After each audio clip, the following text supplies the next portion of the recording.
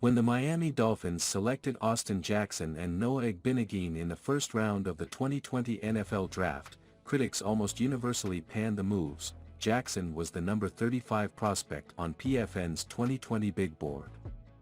Igbinoghene was number 47. Miami took them 18th and 30th, respectively.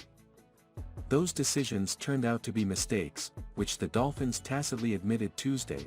That's when it was revealed Chris Grier and Mike McDaniel decided not to pick up either player's fifth-year option, meaning it's nearly midnight for both in Dolphins uniforms.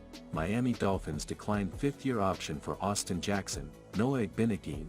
Tuesday was the deadline for teams to activate that fifth-year option. But in truth, it would have only been news if the Dolphins picked them up.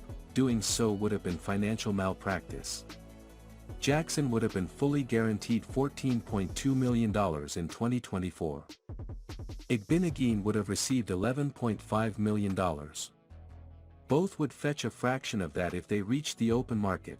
Neither has shown consistent signs of being NFL starters during their first 3 seasons with the team. Even if the Dolphins are willing to give Jackson one more shot to prove he belongs, the expectation is Austin is the starter at right tackle, Grier said last month. We're excited for him.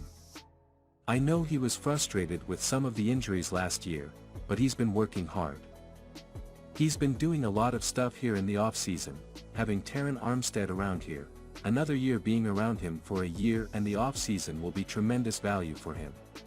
Jackson has appeared in just 32 of a possible 49 games with the Dolphins, logging a grand total of 84 snaps in 2022 due to a significant ankle injury.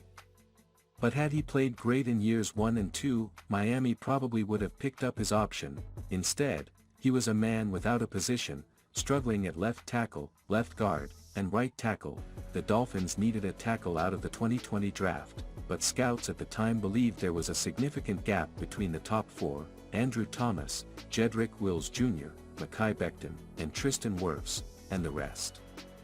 Turns out, they were on to something, but the Jackson pick made way more sense than the Dolphins taking Igbinoghene with their 3rd first-round pick. Igbinoghene was seen as an athletic but very raw player who needed significant coaching to be an NFL starter.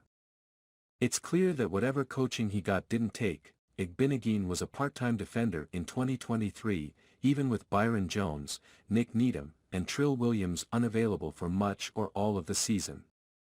And even though his metrics were improved over his first 2 seasons, he still wasn't great.